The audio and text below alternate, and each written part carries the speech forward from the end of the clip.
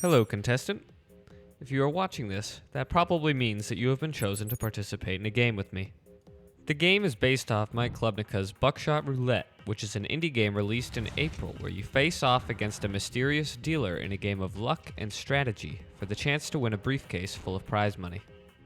If you don't know what this game is, then I highly recommend you check it out. It is super fun and super cheap. Now, as for my game. The concept is the same, but the execution is different. 2 players and a dealer enter a missile silo, Tabor's perfect location to host such a game. Before each player, there will be anywhere between 2 to 6 Glocks, each loaded with either 1 bullet to simulate a live round, or no bullet to simulate a blank round. The dealer is responsible for picking how many guns the players will have to choose from at the start of a round, as well as how many of these guns are loaded. The number of total bullets in play will be revealed at the start of every round. For example, take 6 guns with 3 bullets. This means that 3 of the guns are going to be loaded with bullets, while 3 of them are going to be completely empty. The game will begin on your turn. On your turn, you may pick any one of the guns that are on the table and choose to either shoot it at yourself or shoot it at your opponent. Firing the gun on yourself can be useful. If you choose to fire the gun at yourself and there is no bullet in it, then it remains your turn, as well as you may choose 1 item from the dealer's bag. We will get to items in just a moment. If you fire the gun at yourself and there is a bullet in the gun, however, then you have just taken damage, and it becomes your opponent's turn. Now, as mentioned, you can choose to fire the gun at your opponent, which, regardless of if there's a bullet in the gun, will end your turn and begin your opponent's afterwards.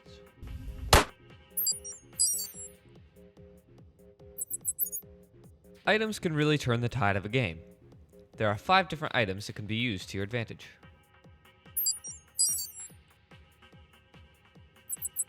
The chocolate bar grants you the ability to take one of your opponent's items. However, they get to choose the item that is awarded to you.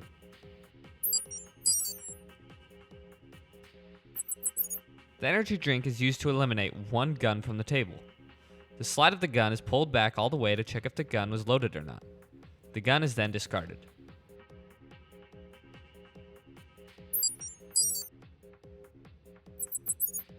The NRS grants a small amount of healing to the user. The NRS is only allowed to be used for 5 seconds though, no longer than that.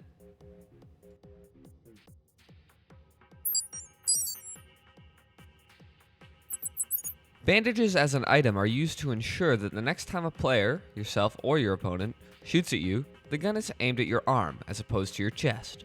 This reduces incoming damage. Bandages as an item are not to be confused with the bandages that are provided by the dealer in the event that a player is bleeding after being shot. These bandages are solely used to stop the player's bleeding.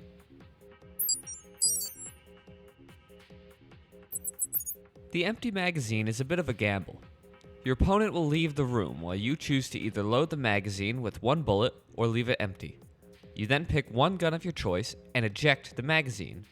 Then insert your own mag. The dealer will bring your opponent back into the room, and they are given the gun you just loaded, and they must use it on their turn. You now forfeit your turn to the opponent. They may use an item if they possess one. If they fire the gun at themselves and there is a bullet in it, then they take a penalty shot on top of this one, meaning the dealer will shoot them for a second time. Otherwise, their turn behaves like normal.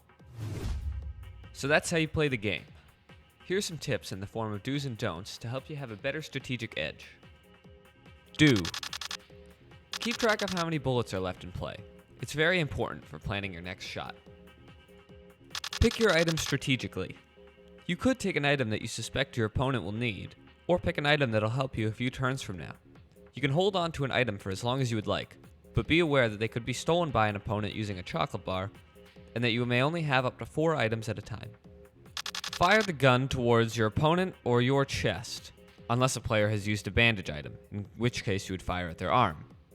If you shoot your opponent in the arm or legs, then you deal less damage than you could have. If you shoot your opponent in the head, then you are immediately disqualified from the game and killed. Don't. Move while it is your opponent's turn. If they miss a shot on you because you were moving around, then you will be shot twice by the dealer. Touch the slide on the gun. Unless you have an item that allows you to, Touching the slide on the gun will result in 3 penalty shots from the dealer, and your turn will be skipped. Trash talk. Let's keep this fun for everyone and play an enjoyable, fair game.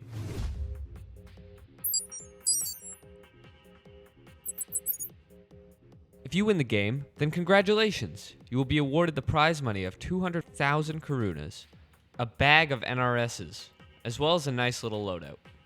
But be aware, this isn't the end.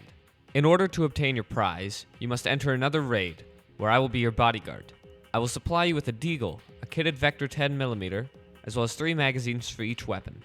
You will have to work with me to escape Missile Silo once and for all. If you die before you exfil, then you will not receive anything. So be sure that your health, food, and water are topped up before you enter the final raid. Well, now you're ready for your first game. To those who win this game, you may be eligible to return in a future video to play against other winners for an even bigger prize. So stay tuned, subscribe so you can see when you could possibly come back, and I'll see you on Silo. Best of luck.